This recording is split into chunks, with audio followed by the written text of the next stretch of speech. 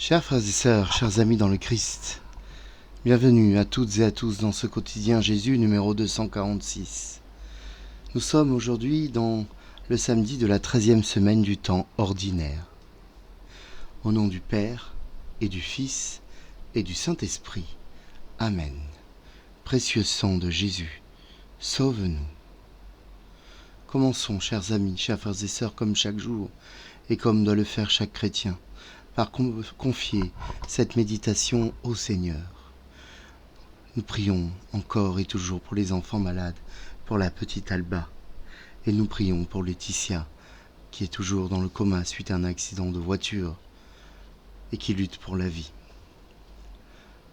En ce premier jour des vacances scolaires, prions pour tous les écoliers, les collégiens, les lycéens, à venir de l'humanité, afin qu'ils puissent vivre ce temps de repos dans la dignité et la découverte de l'autre, dans le respect de leur corps, dans une envie toujours plus grande d'approfondir leur foi, leur intériorité, leur spiritualité.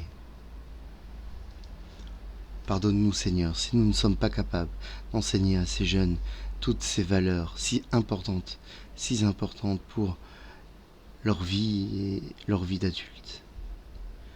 Je confesse à Dieu Tout-Puissant et je reconnais devant vous, frères et sœurs, que j'ai péché en pensée, en parole, par action et par omission. Oui, j'ai vraiment péché. C'est pourquoi je supplie la bienheureuse Vierge Marie, les anges et tous les saints, et vous aussi, frères et sœurs, de prier pour moi le Seigneur notre Dieu.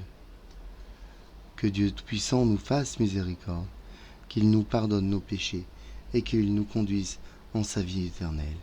Amen. Seigneur, prends pitié. Ô Christ, prends pitié. Seigneur, prends pitié.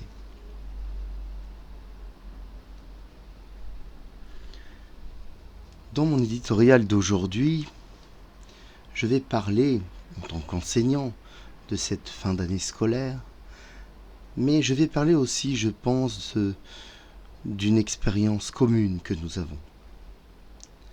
Je vais parler de ces paniers de crabes, de ces nids de vipères. Oui, c'est ainsi que sont bon nombre de nos entreprises, de nos administrations, de nos institutions. L'Église ne fait pas exception à cette triste réalité. C'est cynique. Et je ne suis pas un cynique. La fin de l'année est propice à ce genre d'expérience, pour de départ à la retraite, de changement d'école, de changement de travail. Ces mondanités, qui se veulent normalement fraternelles et festives, sont parfois, souvent, le théâtre de l'hypocrisie et du snobisme. De l'hypocrisie et du snobisme.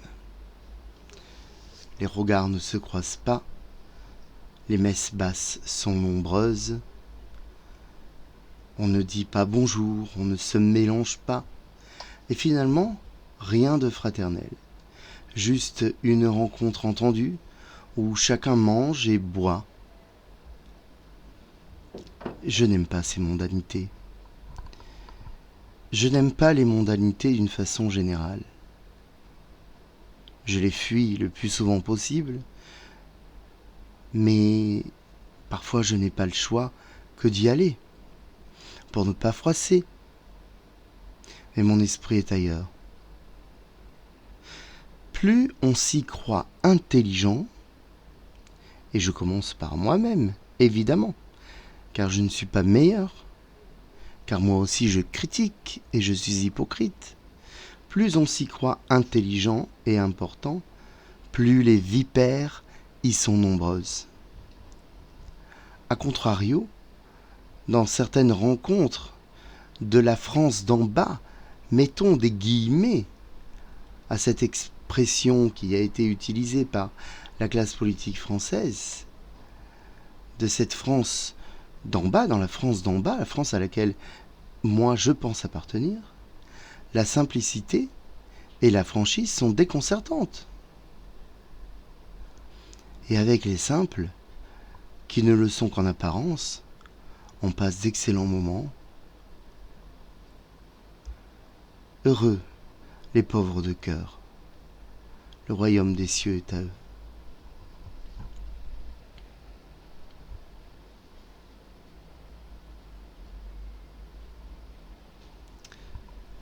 Nous lisons, chers amis, aujourd'hui dans l'évangile de notre Seigneur Jésus-Christ selon saint Matthieu, au chapitre 9. En ce temps-là, les disciples de Jean le Baptiste s'approchèrent de Jésus en disant : « Pourquoi, alors que nous et les pharisiens, nous jeûnons, les disciples ne jeûnent-ils pas ?» Jésus leur répondit : « Les invités de la noce pourraient-ils donc être en deuil pendant le temps où l'époux est avec eux ? Mais des jours viendront où l'époux leur sera enlevé. Alors ils jeûneront. Et personne ne pose une étoffe neuve sur un vieux vêtement, car le morceau ajouté tire sur le vêtement et la déchirure s'agrandit. Et on ne met pas du vin nouveau dans de vieilles outres. Autrement, les outres éclatent, le vin se répand et les outres sont perdues. Mais on met le vin nouveau dans des outres neuves et le tout se conserve. » Louange à toi, Seigneur Jésus. Nous acclamons ta parole.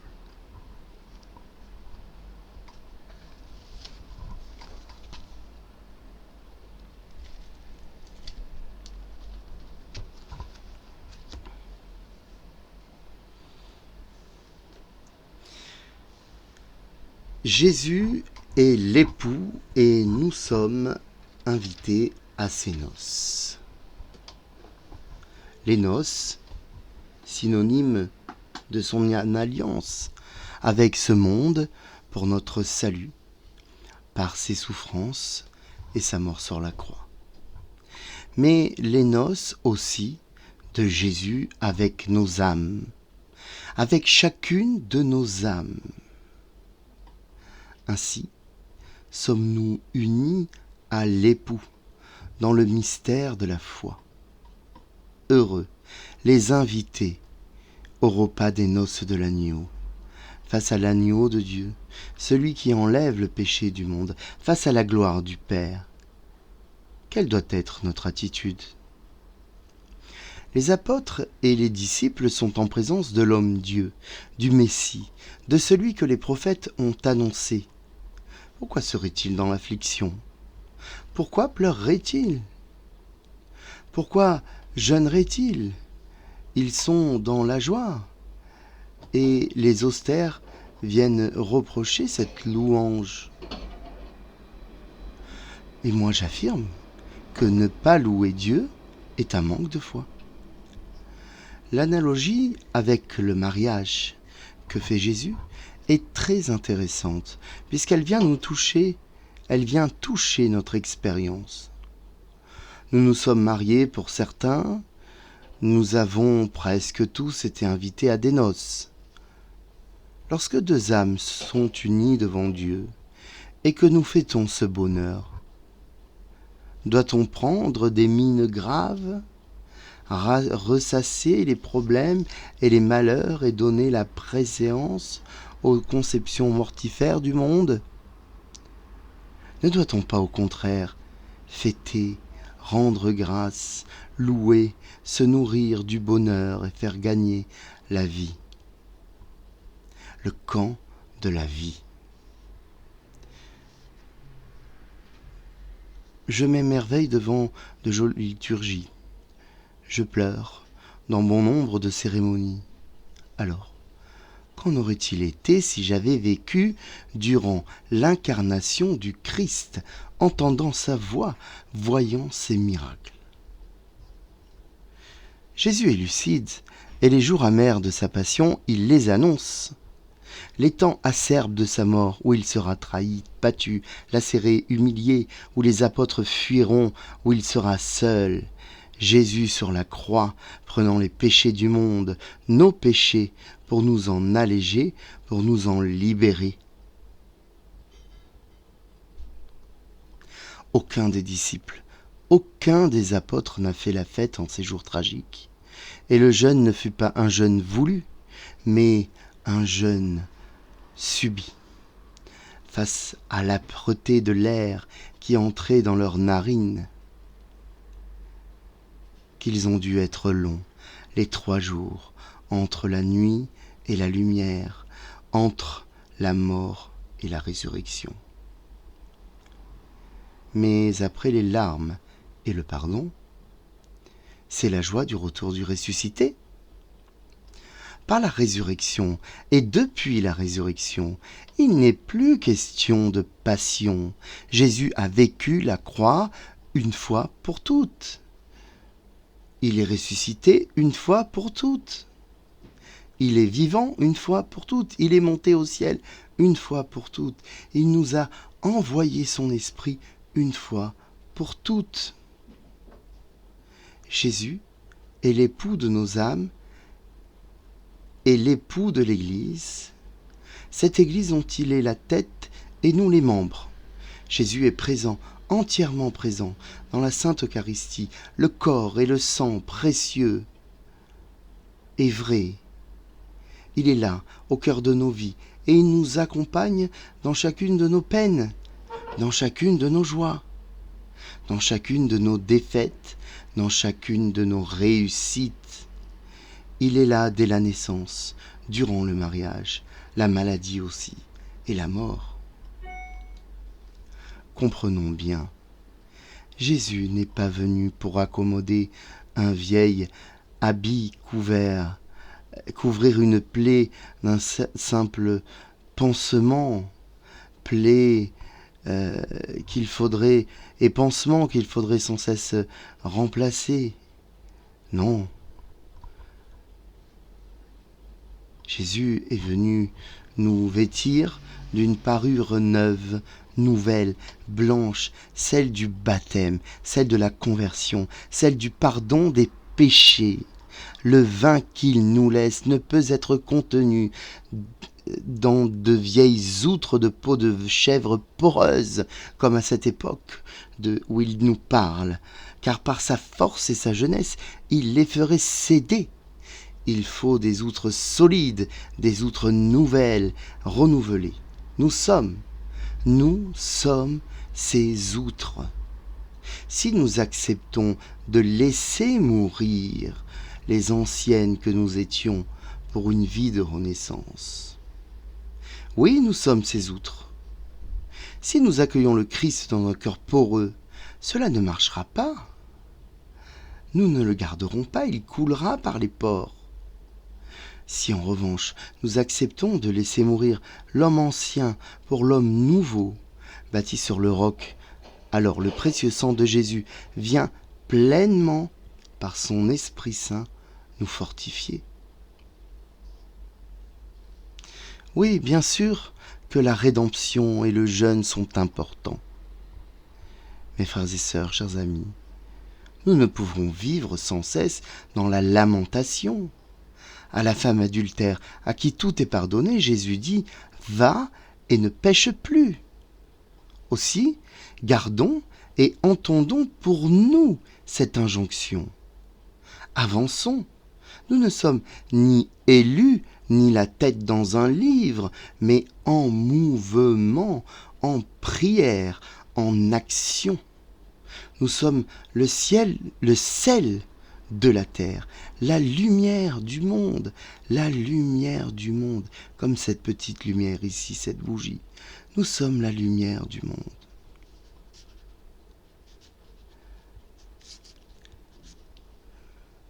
Et nous sommes habités par une parole, la parole, verbe vivant, et non une série de pages, de mots statiques que l'on pourrait tourner ainsi, à la va-vite, et que l'on rangerait dans une bibliothèque sans jamais les lire.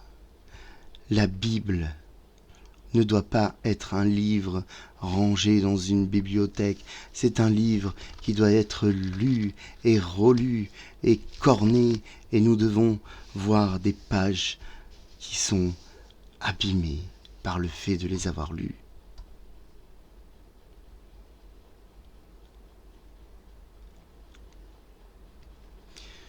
Jésus nous a choisis et établis, et cela nous engage et cela nous oblige. Par nos propos, par nos actions, c'est notre amour qui doit témoigner ce que nous sommes. Nous reconnaissons Jésus comme vérité, et cette vérité est amour. Cette vérité est universelle.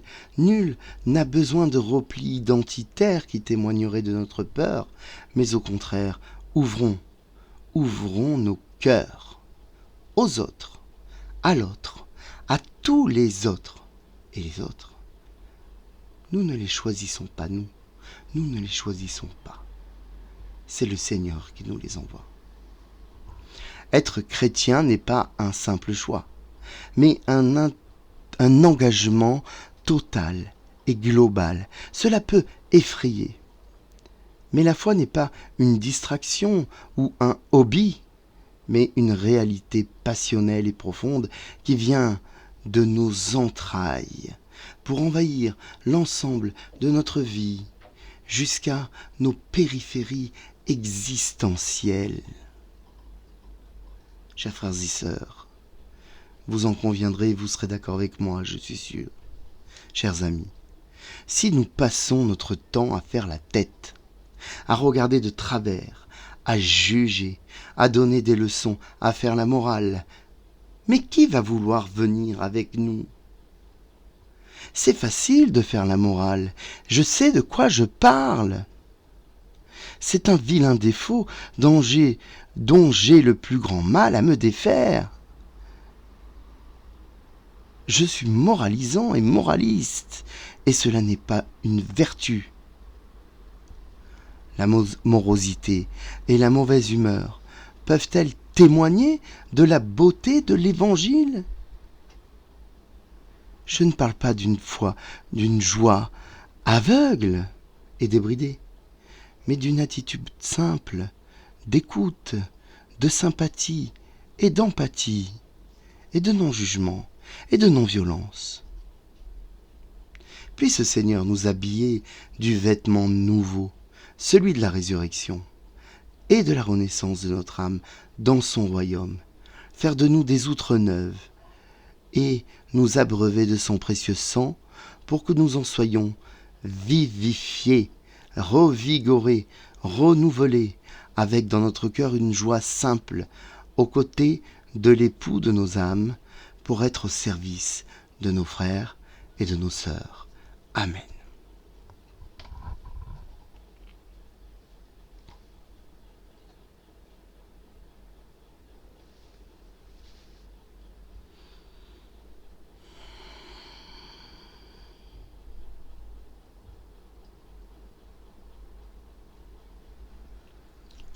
Frères et sœurs, chers amis dans le Christ, prions. Nous pouvons lire aujourd'hui, dans l'office des lectures, la catéchèse baptismale de Saint Cyril de Jérusalem. Je cite : « Convertissez-vous, et que chacun reçoive le baptême au nom de Jésus-Christ pour le pardon de ses péchés. S'il y a ici quelqu'un qui soit esclave du péché, qu'il se prépare au moyen de la foi baptismale à la nouvelle naissance qui fera de lui un homme libre, un des fils d'adoption, qu'il abandonne le lamentable esclavage de ses péchés pour accueillir l'esclavage bienheureux du Seigneur. C'est ainsi qu'il sera jugé digne d'obtenir en héritage le royaume des cieux.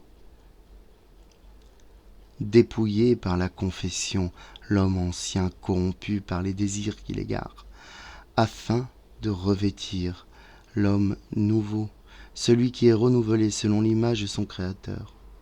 Obtenez par le sacrement de la foi les premiers dons de l'Esprit Saint, afin de pouvoir être reçus dans les demeures éternelles.